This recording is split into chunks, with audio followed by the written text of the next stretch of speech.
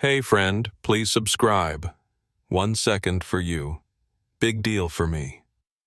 That Christmas Eve, I returned home with a small gift for my father. A sonogram of my first child, the baby who would carry the Caldwell bloodline. I thought he would smile, but instead he looked at me and said, "That child doesn't deserve to bear the Caldwell name." I placed the gift on the table, staring straight into his eyes. "Then you'll never meet your grandchild." That night, as snow fell thickly outside the gate, I left the mansion, taking my wife, my child, and a vow never to return. Hello. My name is Ethan Caldwell, the eldest son of the prestigious Caldwell family in Charleston, South Carolina. I'm 34 years old, living in an old mansion draped in ivy-covered walls and heavy iron gates where every corner of the house seems to whisper of history and duty. People say my family is old money, wealthy for generations with investments stretching across the American South from sprawling cotton fields to skyscrapers in Charlotte. But to me that wealth feels like a gilded cage, beautiful yet suffocating where every step I take is watched. I grew up in the shadow of my father, Richard Caldwell, the founder of Caldwell and Company, a private financial conglomerate specializing in wealth management, real estate investments, and funding traditional family businesses. My father, 64, is a cold man with eyes sharp as knives and a deep, resonant voice that sounds like a command. He always wears impeccably tailored suits, his salt and pepper hair meticulously groomed, and every word he speaks carries the weight of authority.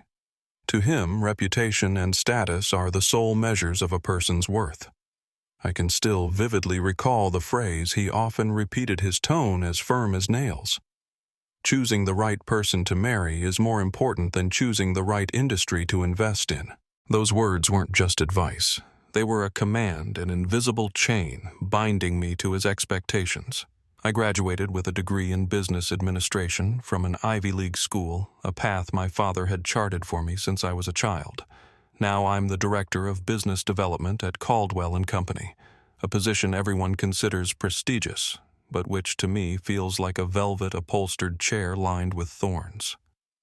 Every day I sit in my office overlooking the Ashley River, watching ships drift lazily and ancient oaks cast their shade trying to maintain a composed exterior. But inside I feel an emptiness, as if I'm living a life that doesn't belong to me. From the outside, our home is a picture of perfection, but inside, cracks have silently spread. My mother, Margaret, 59, is a kind but frail woman. She was once a painter, her canvases bursting with color and emotion, but my father made her set aside her passion to become the perfect wife, polished proper and always silent in the face of his decisions. I remember the nights of my childhood when she would sneak up to the attic to paint her eyes sparkling like those of a young girl. But now that spark has faded, replaced by resignation. Every time I look at her, a sharp pain pierces my chest as if I'm witnessing a part of her soul imprisoned. Then there's Dylan, my younger brother, 30. A storm that never stops tearing through our family. Dylan is the embodiment of rebellion and recklessness. He's lazy, caught up in gambling, drinking, and fleeting relationships. Countless times I've had to drive out in the middle of the night to drag him out of a casino or a chaotic party. Each time he'd just smirk, his eyes bloodshot from liquor, and say, "Big brother, why are you always so serious?" I don't get angry at him, I just feel pity. But every time I clean up his messes, I feel the fragile thread connecting me to my family grow even thinner. The only person in this house who truly understands me is Lauren, my youngest sister, 27. Lauren is a psychologist at the Charleston Community Center, where she spends her days listening to heartbreaking stories and healing wounded souls. She's calm, insightful, with warm brown eyes that seem to see through every secret. Lauren is the only one I can confide in without fear of judgment. One rare evening as we sat on the porch, she said to me, "Ethan, you don't have to live to please Dad. You have the right to choose your own path." Her words were like a cool breeze blowing through my soul, but I didn't yet have the courage to grasp them. That day was a sweltering summer afternoon in Charleston, the air thick with the scent of magnolia blossoms and the salty tang of the river. I sat in my office facing a stack of documents about a new investment project my father had assigned me, evaluating a farm on the outskirts of South Carolina to determine if it was worth Caldwell and Company's capital. My father walked in his black suit, pristine, not a wrinkle in sight. He placed a hand on my shoulder, his grip firm like a reminder. "Ethan," he said, his voice low and sharp, "don't disappoint me. This project isn't just about money. It's about the Caldwell family's reputation." I nodded as I always did, but inside I felt a tidal wave stirring. That night I prepared for the trip to the farm, carrying my father's expectations and the weight of unspoken pressures. Little did I know that the journey would change everything. Not just the path I was on, but who I was. That morning, the South Carolina sky was crystal clear, with golden sunlight streaming through the branches of ancient oaks, casting dappled patterns of light and shadow on the red dirt road leading to the farm. I drove my sleek black SUV, the one thing in my life that seemed to belong to the glamorous world of the Caldwells. The project dossier sat neatly on the passenger seat, but my mind wandered, replaying my father's words from the day before. "Don't disappoint me, Ethan." His voice echoed in my head, cold and sharp, like a blade slicing into my self-respect.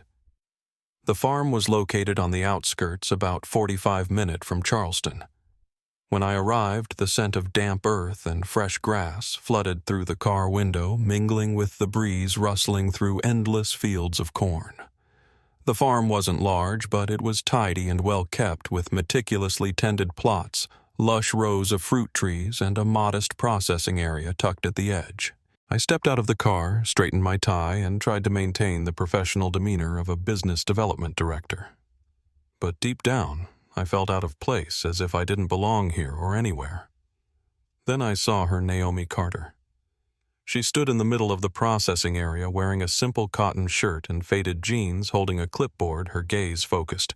Her dark curly hair was tied up high with a few loose strands falling across her forehead, and her brown skin shimmered in the sunlight, as if bathed in a warm glow. She was directing a group of seasonal workers, her voice clear, sincere, but firm. "Be careful with this batch of apples. Keep them separate. Don't mix them with yesterday's," she said, and everyone nodded, working with evident respect. I stood there forgetting why I had come. There was something about Naomi that held my gaze. Perhaps it was her eyes blazing with determination, as if the world could collapse but she'd still stand tall.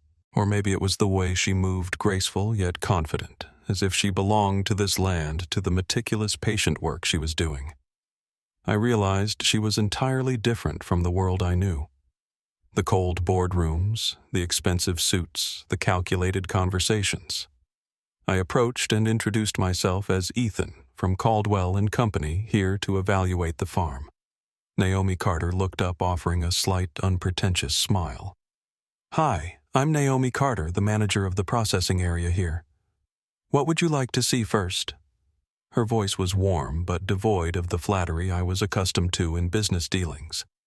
I fumbled, a rare occurrence for someone like me, and simply nodded, letting her lead the way. Throughout the morning, Naomi took me around the farm, from the cornfields to the storage barns. She explained everything with enthusiasm and expertise, from how they rotated crops to preserve the soil to how they organized seasonal labor to maximize output.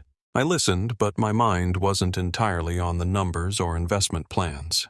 I was captivated by the way she spoke, the way she laughed, the way she touched a ripe apple on a tree and told me it was the pride of the whole team. For the first time in my life, I felt a strange sense of peace, as if all the pressures of the outside world melted away. In the days that followed, I found every excuse to return to the farm. Sometimes it was to check additional data, other times to meet with the farm's owner to discuss details. But the truth was, I just wanted to see Naomi. We started talking more, not just about work, but about the little things. She told me about her childhood in Mississippi, about mornings running barefoot through fields, about learning farm management from her father. I told her about Charleston, but I avoided mentioning my family, my father, or the expectations weighing on my shoulders. Our relationship grew quietly like a blade of grass pushing through a crack in stone. I began to look forward to afternoons at the farm where Naomi and I would sit on an old wooden bench, sipping coffee and talking until the sun set. She didn't care about money or status, something I'd never encountered in my world. To her, a person's worth lay in their work, their self-respect, and how they treated others. For the first time, I felt seen as a person, not as a symbol of the Caldwell legacy. But that happiness didn't last long. One evening, when I returned to the mansion, my father was waiting for me in his study. The desk lamp cast light on his face, highlighting its cold, sharp features. "Ethan," he said, his voice so low it made me shiver. "Do you think I don't know that girl Naomi Carter, a hired worker, a black woman from a middle-class background? Do you think I'd let you tarnish the Caldwell family's reputation?" My heart stopped. I didn't know how much he'd uncovered, but his gaze burned through me. "Dad, I love her," I said, my voice trembling but resolute. "Times have changed." "Love isn't bound by race or status." He laughed, a dry, emotionless sound. "Times. You think times can change your duty to this family? I've poured my life into you, Ethan. You're the heir, the future of Caldwell and Company, and you dare betray me for a girl who's unworthy." The argument erupted like a storm, sweeping everything away. I'd never dared to confront my father before, but that night I couldn't stay silent. "I'm not your tool," I said, my voice breaking with emotion. "I've spent my whole life trying to please you, to uphold the reputation you worship. But I'm tired. I want to live for myself." My father stared at me, his eyes filled with rage and disappointment. "If you choose that path, you're no longer my son," he said, each word like a knife. "Leave, and you'll have nothing." I stood there, my breathing heavy, my heart pounding. In that moment, everything inside me seemed to collapse. I realized that if I stayed, I'd forever be a beautiful shadow within the walls of honor my father had built. I said nothing more, only turned and walked out of that suffocating room. I saw my mother standing at the staircase, her trembling hands gripping the railing, her eyes fixed on my father's study. "Ethan," she called softly. Her voice choked. I looked up, hoping she'd say something, but she only lowered her head, tears streaming down her cheeks. Upstairs, Dylan sat at the dining table, casually cutting into an unfinished steak. "Good luck, big brother," he said, his tone flat, a mocking smirk curling his lips. Lauren, my little sister, sat quietly in the corner, her eyes heavy with sadness, as if she wanted to say something but couldn't. I paused at the front door, and from behind my father's voice rang out low and cold. "You'll end up as nothing. You'll come crawling back, begging for my forgiveness." I didn't respond. I just pushed open the heavy wooden door, the cold wind rushing in, carrying with it the lingering scent of expensive cologne. As the iron gate closed behind me, its clang echoed into the Charleston night like a full stop to the life I'd once tried to preserve. I drove away, the streetlights flashing across the windshield. In my mind, my father's voice still echoed. But this time, I wasn't afraid. I felt lighter, as if the burden I'd carried for years had finally been lifted from my shoulders. The Charleston night sky was pitch black, with only a few stars peeking through thick clouds. I drove through familiar streets, the glow of streetlights casting fleeting hazy streaks across the windshield.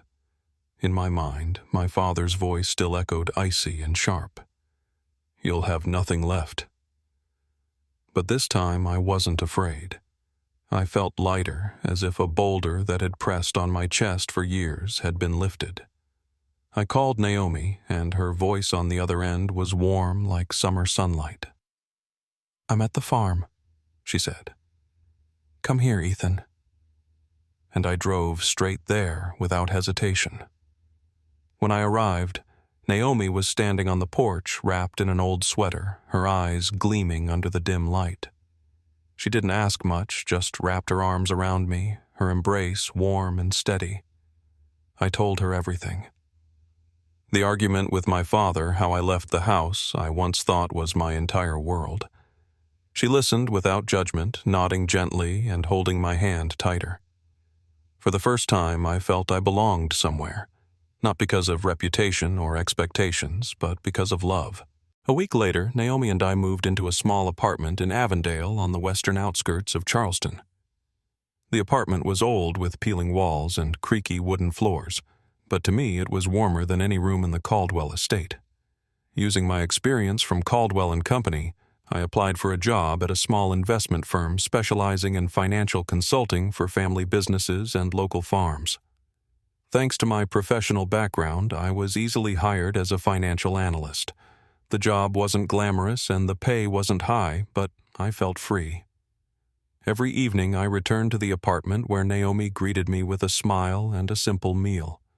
Her laughter filled the tiny kitchen like a melody that melted away all my fatigue.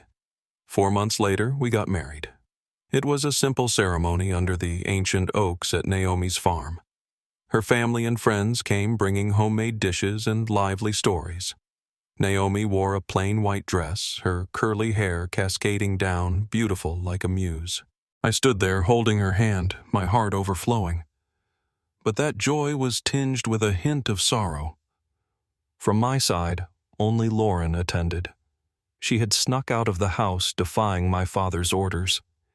"You deserve to be happy, Ethan," she whispered as she hugged me, and I had to hold back tears. My mother didn't come. My father didn't come. Dylan, of course, didn't either. But when I looked at Naomi, I knew I had made the right choice. Not long after Naomi got pregnant, one morning she held up a pregnancy test, her eyes shimmering with tears. "We're going to have a baby, Ethan," she said, her voice trembling with joy. I hugged her, feeling as if the entire world was contained in that embrace. Naomi wanted us to share the news with my family, hoping our first child might soften my father's heart. I hesitated, but seeing the hope in her eyes, I nodded. "We'll try," I said, though deep down I knew it was a risky gamble. On Christmas Eve, snow fell heavily blanketing the roads leading back to Charleston. I held Naomi's hand as we climbed the steps of the Caldwell estate, my heart pounding as if it might burst. Her hand was cold in mine, but she still smiled, her eyes glowing with hope. "It'll be okay, Ethan," she whispered, squeezing my hand. I nodded, though a wave of unease churned within me. The heavy oak door swung open, and the lively chatter inside fell silent. My father stood at the threshold, his gaze as cold as ice, as if our presence was an insult. My mother stood behind him in a deep green silk dress, her hands clasped tightly, forcing a strained smile. Dylan, seated at the dining table, raised a glass of wine, smirking at me like I was a stranger. Only Lauren, my little sister, showed a flicker of light in her eyes when she saw me, though she quickly lowered her head as if afraid to disrupt the fragile atmosphere. We stepped inside, the air in the dining room heavy like a brewing storm. The table was lavishly set, white silk tablecloth, flickering silver candlesticks, and plates of fragrant food my mother had spent all day preparing. But no one touched it. I guided Naomi to a seat, feeling the weight of everyone's stares like daggers. My father sat at the head of the table, his hands clenched, his gaunt fingers veined with tension. My mother sat across from him, her gaze distant as if searching for something to hold on to. Dylan, as usual, was nonchalant, leaning back in his chair, twirling his wineglass. Lauren sat quietly, her hands clasped tightly in her lap, her eyes flickering between me and my father, as if trying to read both our thoughts. I took a deep breath, my hand finding Naomi's under the table. Her skin was warm, but I could feel her pulse racing. "Dad, Mom," I began, my voice slightly trembling but steadying as I spoke. "We have good news. Naomi is pregnant." The baby will carry the Caldwell bloodline. I paused, hoping even faintly that my words might thaw the ice in the room.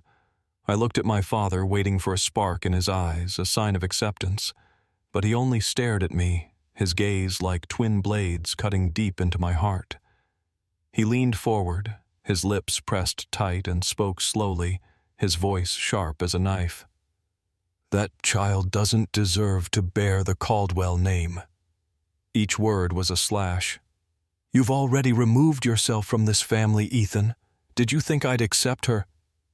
He pointed at Naomi, his voice heavy with contempt. The air froze.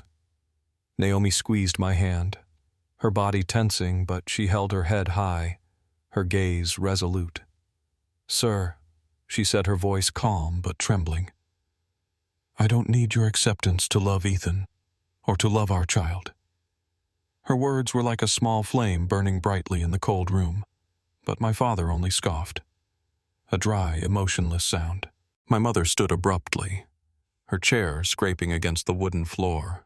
Tears streamed down her cheeks, her trembling hands covering her mouth as she tried to stifle a sob. "Richard, enough," she said, her voice breaking. But my father only shook his head, his eyes never leaving me. She turned and hurried toward the staircase, her figure disappearing into the dark hallway. I heard the bedroom door slam shut, a sound that echoed like a declaration of her helplessness. Dylan at the corner of the table raised his wine glass, a mocking smirk on his lips. "Congratulations, big brother," he said, his tone flippant, as if the whole world was a joke. "A new family. How touching." I looked at him, my heart aching, but I didn't respond. Dylan would never understand, and perhaps he didn't want to. Lauren bowed her head, her hands clenched so tightly her knuckles whitened. I saw her eyes, pained, helpless, but full of empathy. She wanted to say something I knew, but she chose silence, as she always did in moments when our family fractured. I wanted to call her name to ask her to stand with me, but I knew she too was trapped in this house just as I once was. My heart shattered, but I refused to let my father see my weakness. I stood pulling a small box from my coat pocket, the Christmas gift Naomi and I had carefully prepared. A framed sonogram wrapped in red paper with "For Dad" written in black ink. I placed it on the table in front of him, my eyes locked on his. "This is your grandchild," I said, my voice calm but resolute. "The child you'll never meet." My father glanced at the box, his eyes flickering briefly, but then he turned away as if it meant nothing. Naomi stood, taking my hand, her gaze still strong despite the tears glistening in her eyes. "Let's go, Ethan," she whispered, her voice soft but certain. I nodded, leading her out of the room past the flickering candles that now only made me feel colder. Outside, the snow fell thickly, dusting our shoulders like a cold blanket. I heard the screech of the iron gate as it closed behind us, a sharp sound like a final verdict. Christmas, a time meant for reunion, had become the day I was erased from the Caldwell family. I held Naomi's hand tightly, feeling her warmth against the biting wind. "I'm sorry," I whispered, my voice choked. She shook her head, hugged me, and said, "You don't need to apologize. We have each other, and we have our child. That's all I need." I looked at her, her eyes shining through the snowy veil, and I knew that even if I'd lost everything, I still had her and our unborn child, the ones who would be my true family. We walked away, leaving the Caldwell estate behind, and I vowed to myself that no matter how hard the future might be, I would never let them endure the pain of this night. The days following that Christmas Eve were turbulent, like a boat tossed in stormy seas. I returned to my job at the small investment firm in Avondale, trying to maintain a normal rhythm. But one morning my boss called me into his office. "Ethan," he said, avoiding my gaze, "we have to downsize. I'm sorry." His explanation was vague, unconvincing, and when I pressed for more, he just shook his head, muttering something about pressure from above. I knew immediately my father's influence had reached here. Richard Caldwell never let anyone challenge him without paying a price. I stood outside the office, clutching the termination letter, feeling the ground crumble beneath me. But when I returned to our apartment, Naomi was waiting, her eyes still shining with resolve. "We'll be okay, Ethan," she said, placing a hand on my shoulder. "But I think maybe we should leave Charleston. Your father won't leave us alone." Her words cut like a knife, but I knew she was right. My father's power, with his vast financial connections and influence, could crush us at any moment. We decided to leave, heading to rural Mississippi, where Naomi was born. I packed a few belongings, things worth little compared to the lavish life I'd once known. Naomi smiled, carefully wrapping her old ceramic bowls in a few family photos. "We're starting over, Ethan," she said, her voice soft but certain. "And this time it'll be our own life." The village in Mississippi was small, nestled among golden cornfields, where the wind carried the scent of damp earth and the distant crow of roosters. Simple wooden houses dotted the landscape, their tile roofs faded under the sun. To me, everything was unfamiliar. No skyscrapers, no opulent boardrooms, no incessant ringing of phones. But that very unfamiliarity brought relief.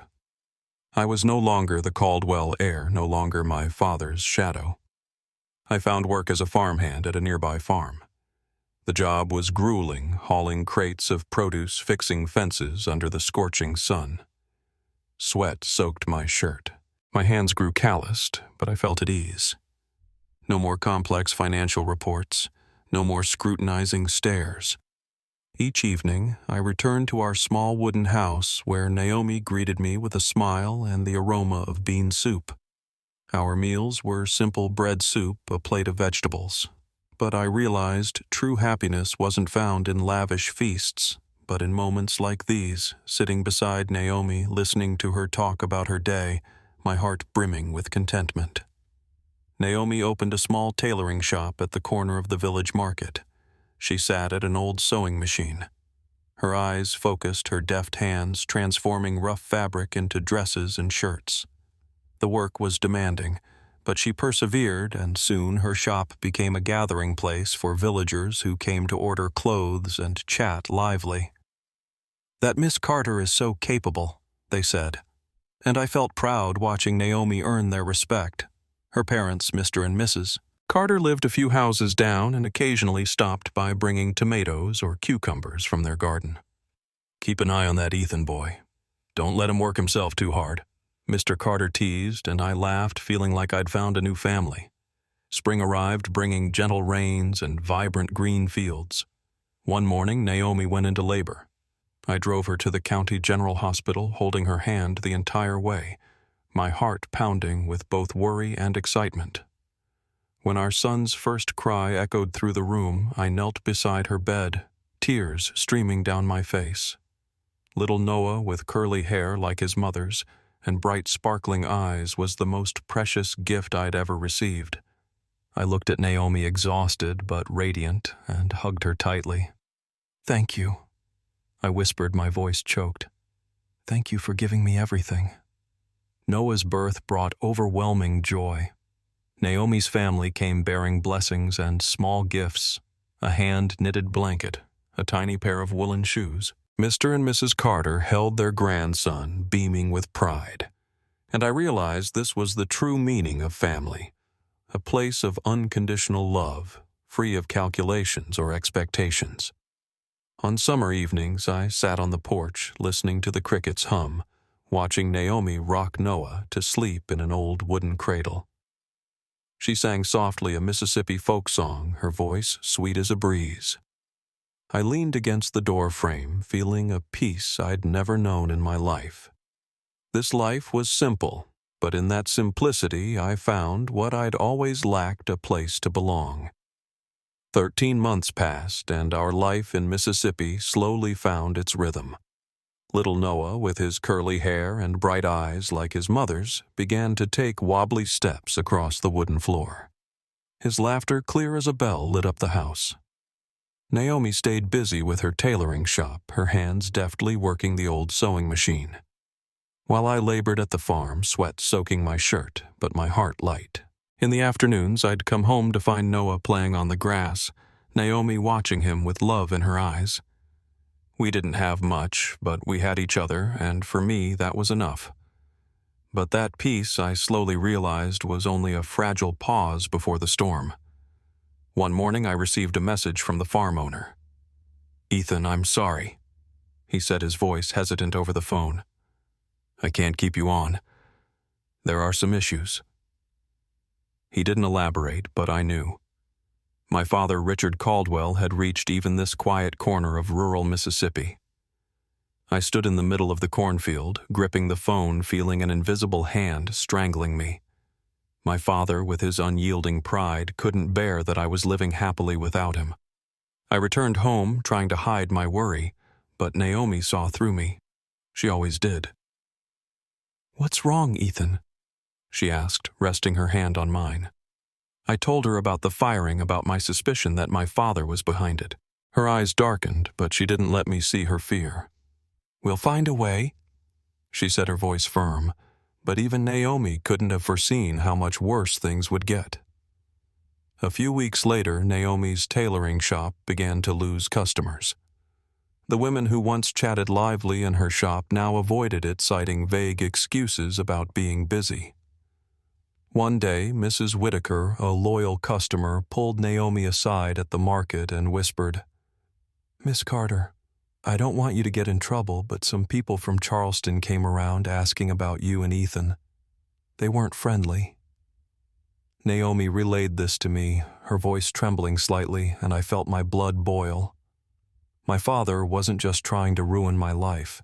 He was dragging Naomi into his wrath. I couldn't take it anymore. That night after Noah was asleep, I called my father. The phone rang for a long time before his voice came through cold as ice.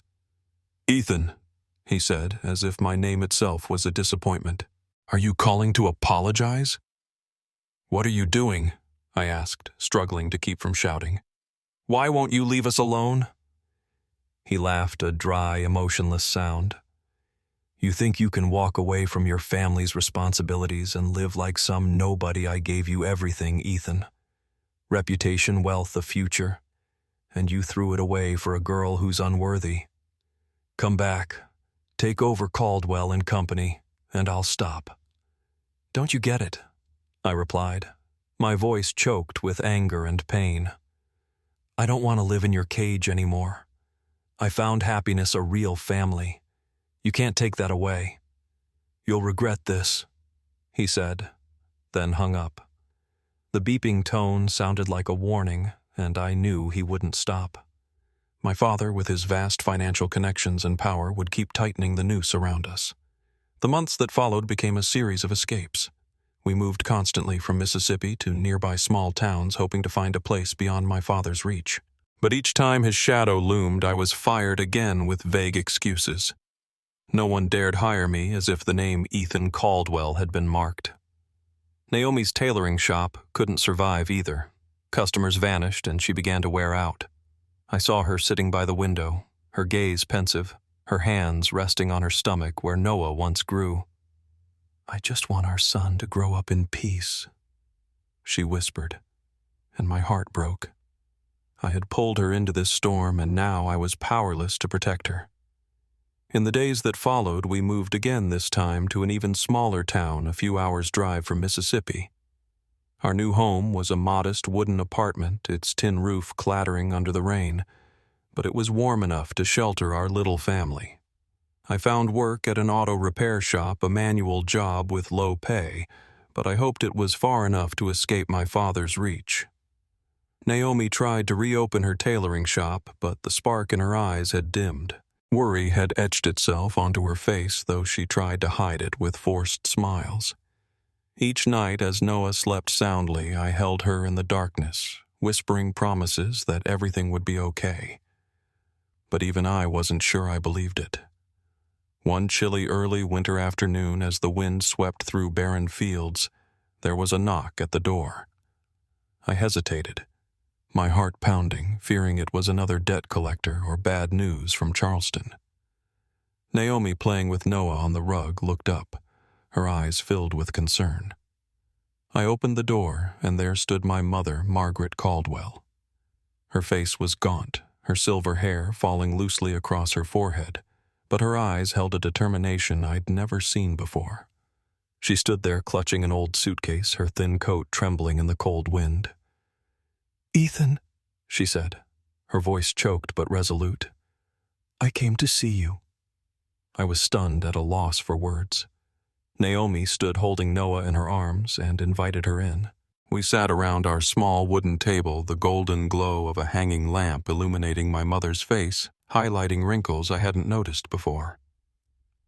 She spoke slowly, her voice heavy with emotion, explaining that she'd overheard my father talking to a stranger, a private investigator he'd hired to track us.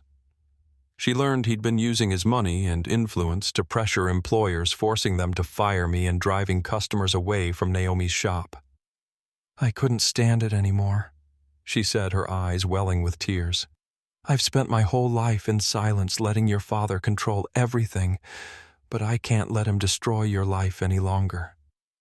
She revealed that she'd left Charleston bringing with her a secret stash of savings she'd kept hidden from my father for years, money he didn't know existed.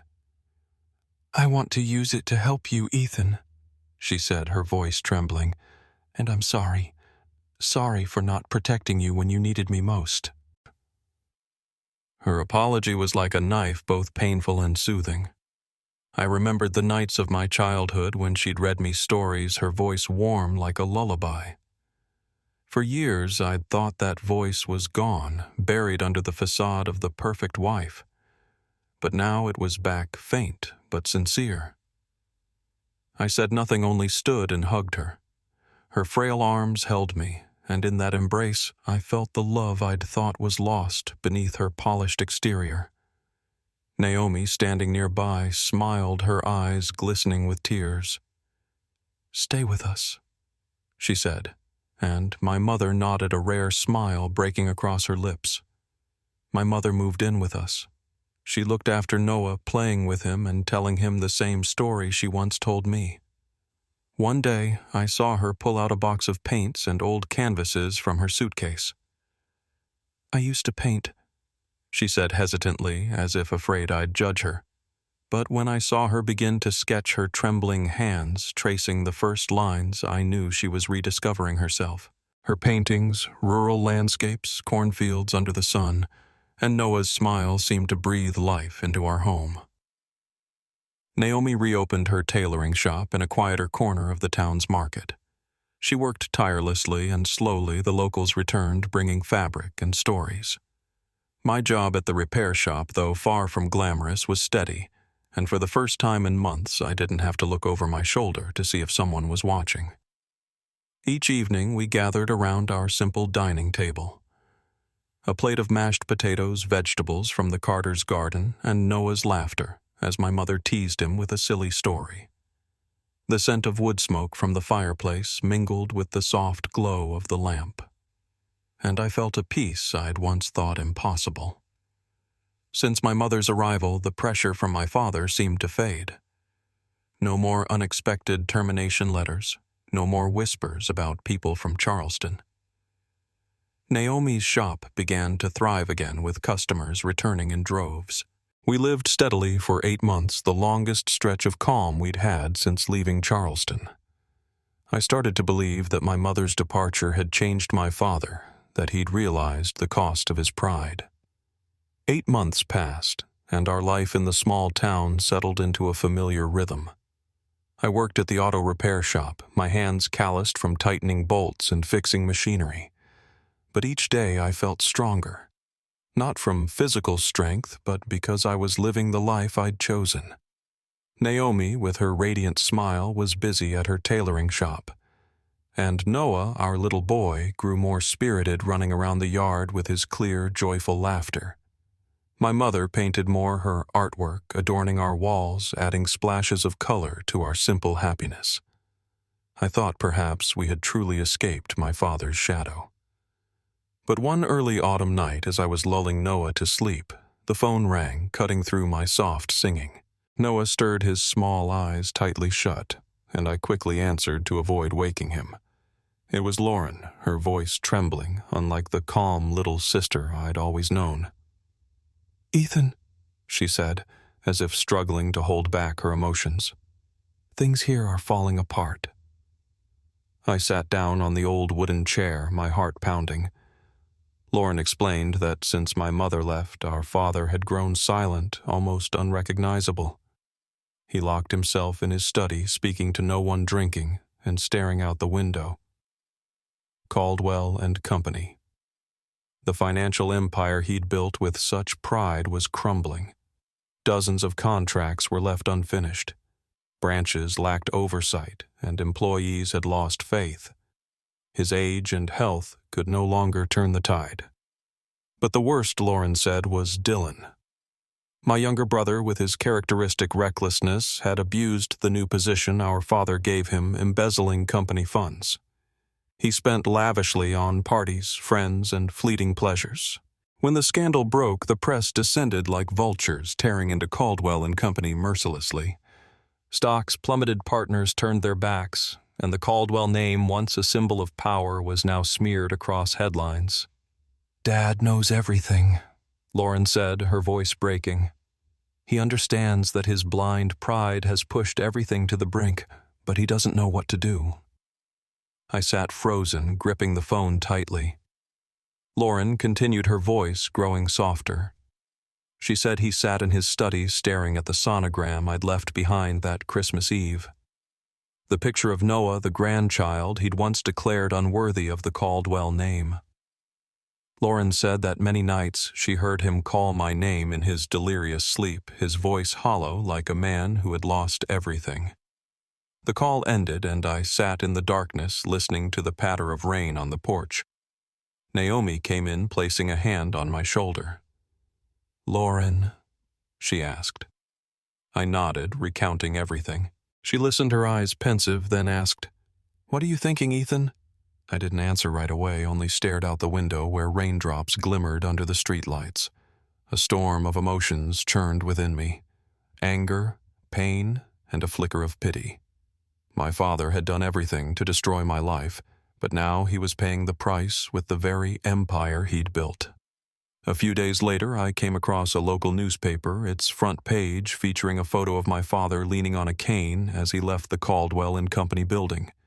His face was gaunt, his eyes vacant, devoid of the commanding presence he once had.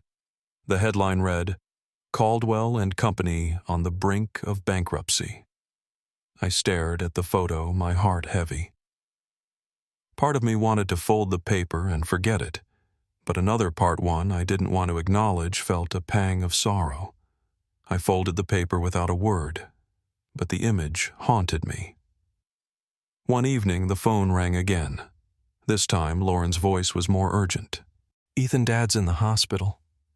He's very weak," she said. "He wants to see you. Can you come back?" My hand trembled as I held the phone. Outside, the cold, early-season wind swept through the dry cornfields. I looked at Naomi rocking Noah to sleep and my mother sketching a painting under the lamplight. I knew it was time to return to Charleston. I stood up, trying to keep my breathing steady, but my heart pounded as if it might burst. Naomi looked up, her eyes reading every thought in my mind. "You have to go," she said, not as a question but as an understanding. I nodded, hugging her and Noah tightly, then kissing my mother's forehead. "I'll be back soon," I whispered, though I wasn't certain if that was true. I packed a few clothes into an old canvas bag and borrowed a pickup truck from our neighbor, Mr. Jenkins. The engine sputtered to life with a screech, the smell of old motor oil filling the air, but it was all I needed to make the journey back to Charleston. The night road was pitch black, illuminated only by the weak glow of the headlights stretching across the endless highway. Cold wind slipped through the window's cracks, carrying the crisp edge of autumn. I drove through the night, my mind in turmoil. Images of my father surfaced. Not the powerful man in a perfect suit, but the gaunt old man from the newspaper photo leaning on a cane, his eyes hollow. I thought of our confrontations of that Christmas Eve when he disowned me of the sonogram he'd scorned.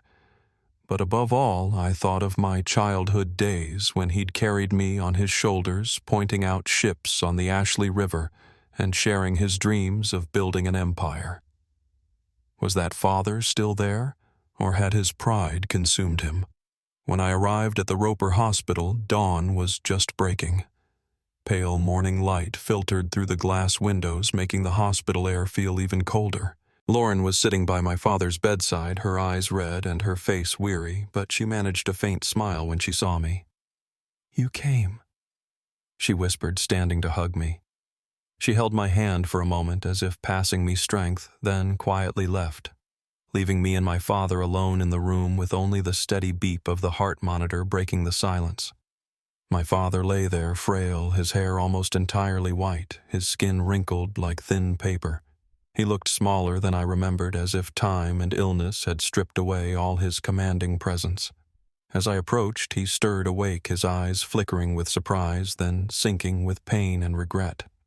We were no longer two men locked in anger, just a father and son separated by the vast distance of years. I pulled a chair to his bedside and sat resting my hand on his. His skin was cold and dry, a reminder of his fragility. Silence hung heavily, so thick I could hear my own heartbeat.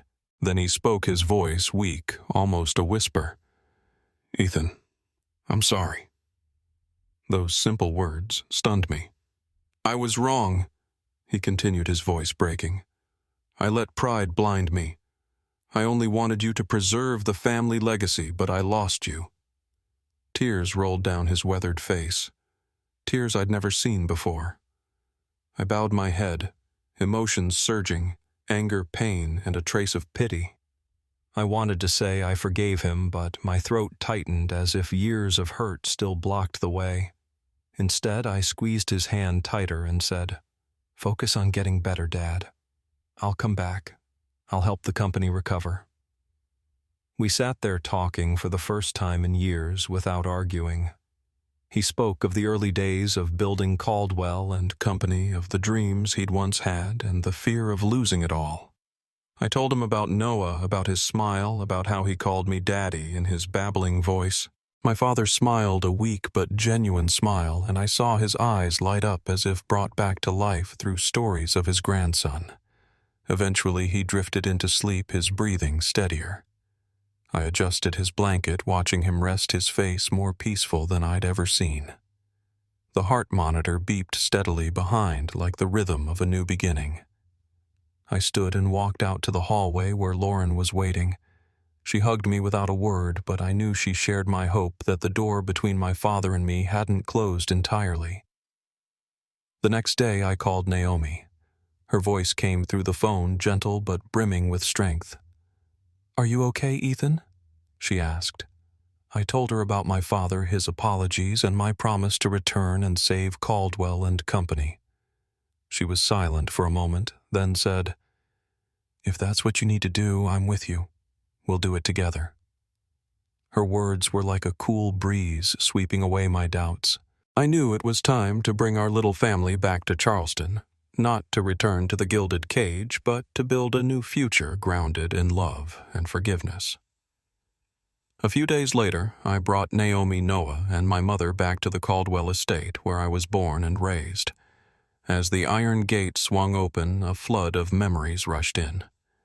Childhood days running through the garden evenings when my mother read me stories and the confrontations with my father. But this time, the atmosphere in the house was different. Gone was the cold tension. Naomi brought her laughter. Noah scampered through the halls, calling Grandma in his babbling voice, and my mother, with a gentle smile, began hanging her paintings on the walls. The house, once fractured by pride and misunderstandings, slowly grew warm again, as if infused with the spirit of my family. I officially took over as CEO of Caldwell and Company. On my first day in the office, I felt the weight of the employees' scrutinizing gazes. They stood and greeted me, but I saw doubt in their eyes. Could the rebellious son save a crumbling empire?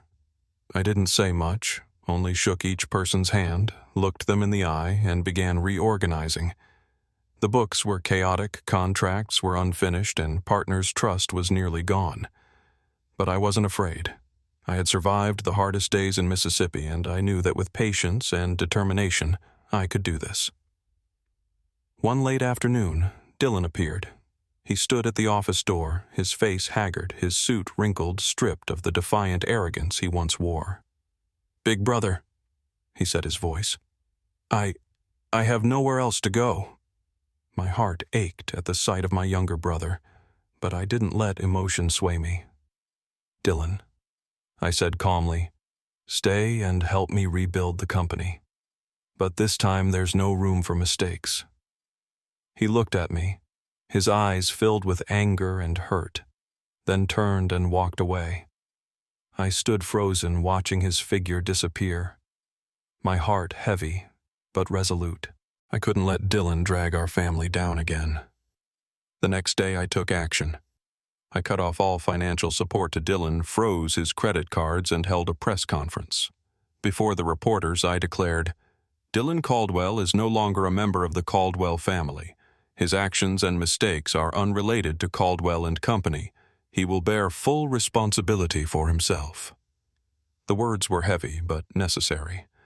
I didn't want to hurt my parents, but I knew that without setting boundaries, Dylan would continue to destroy everything. I ran the company with a new approach, firm but fair, decisive but not authoritarian. I met with each partner, persuading them to return, correcting past mistakes.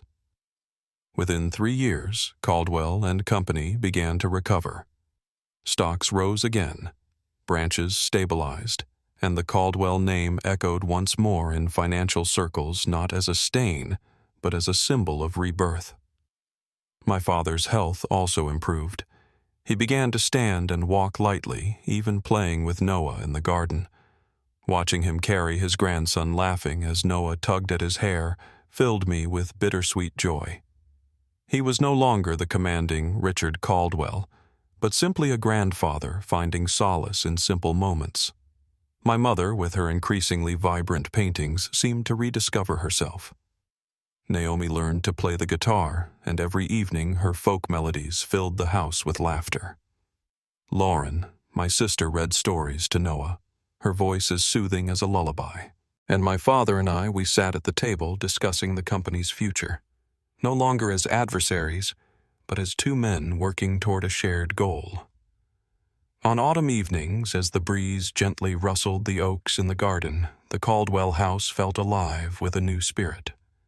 But things weren't entirely perfect. Dylan remained missing with no word of his whereabouts. My parents sometimes sat in silence, their eyes heavy with sadness when his name came up. "Will Dylan find his way back?" my mother asked once, her voice trembling. I took her hand, comforting her. "He'll realize his mistakes, Mom.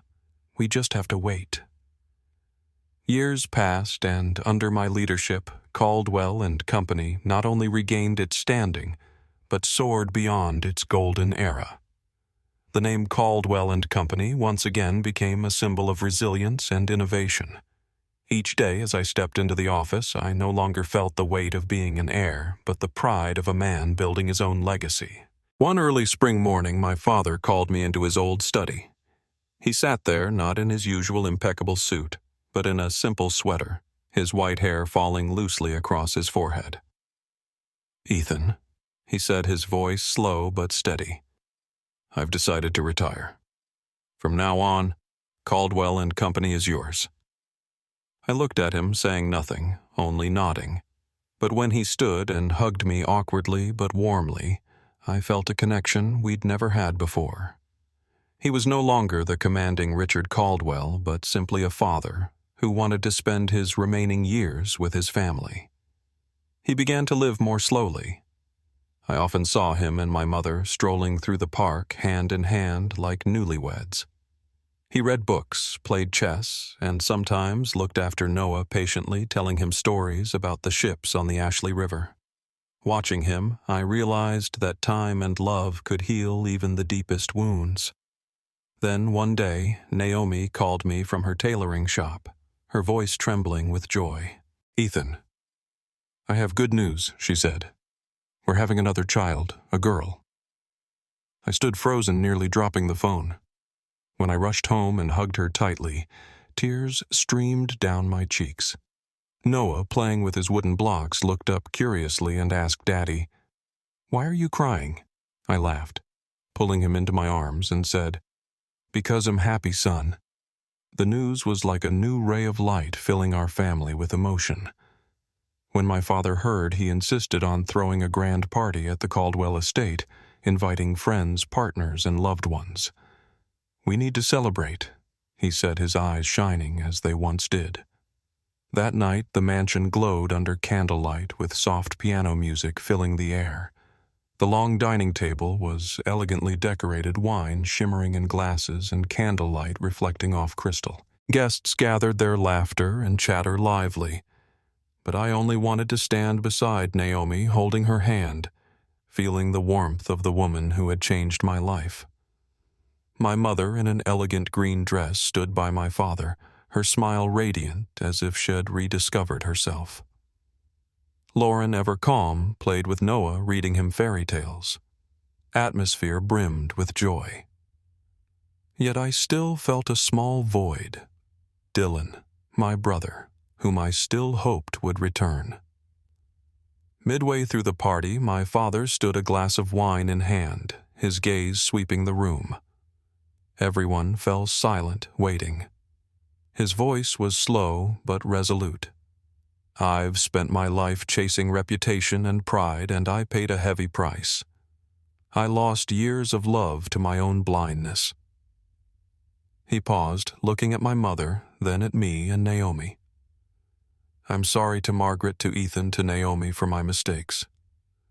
And today, before all of you, I want to say that Naomi and my grandchildren Noah and the child yet to come are part of the Caldwell family, not by title but by love and pride."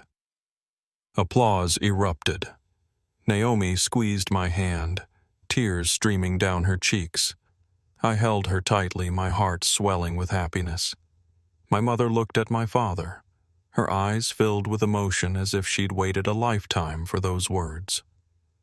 Lauren smiled, her eyes glistening, knowing that at last our wounds had healed. Then at that moment the grand doors of the banquet hall swung open. The music stopped and all eyes turned toward the entrance. Dylan stood there thinner, his eyes sunken, his face a mix of guilt and remorse. He wore an old coat, his hair disheveled, but his eyes, though weary, still held a trace of the brother I once knew. The room fell silent. No one spoke. No one cast blame. I felt the gazes of my father, my mother, and myself, all filled with compassion. Dylan lowered his head, tears rolling down his cheeks, and I stepped forward, placing a hand on his shoulder. "You're home," I said. My voice choked. He didn't respond, only hugged me, and the room seemed to exhale as one. The party continued, bathed in warm light. No one dwelled on the past, for we all understood. Family didn't need to be perfect, only willing to return. That night, as fireworks burst across the Charleston sky, I stood on the porch, Naomi leaning against my shoulder, Noah asleep in my mother's arms, and my father by my side, his gaze fixed on the sparkling lights. I looked at my family, knowing that the circle of love, though once broken, had finally been made whole. My journey was far from easy. I walked away from a life anyone would envy. Expensive suits, opulent boardrooms, and the renowned Caldwell name. But I also abandoned that gilded cage to find myself. I faced my father's rejection, months of running, and moments when hope seemed lost. Yet in my darkest days I found light.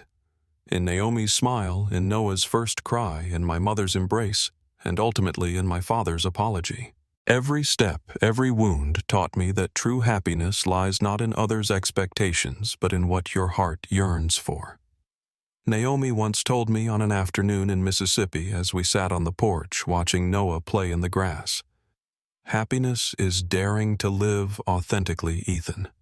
No matter how hard it gets, as long as you don't give up, everything will be okay." Those words became my guiding star. I learned that love, whether romantic, familial, or self-love, requires courage. Courage to face prejudice, to forgive, and to rise after falling.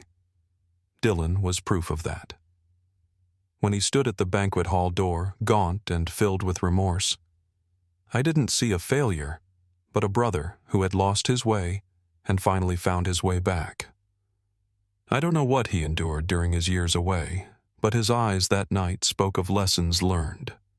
And my father, the man who once placed pride above all, learned to bow his head, apologize, and love unconditionally. Watching him play with Noah or hold my mother's hand in the park, I realized it's never too late to change. If I could offer advice to anyone feeling lost, caught between others' expectations and their own desires, I'd say, listen to your heart. Life isn't a contract that needs to be perfect. It's a painting. Sometimes messy, but always worth creating. Don't fear mistakes, for they will lead you to where you belong. And if you lose your way, remember that family, whether by blood or by choice, is always waiting for your return. That night, as the fireworks faded into the sky, I held Naomi's hand, feeling her warmth, and knowing our unborn daughter would grow up in a home filled with love. I looked at my father, my mother, Lauren, and Dylan, then up at the Charleston sky where stars twinkled, as if reminding me that every struggle, every pain was worth this moment.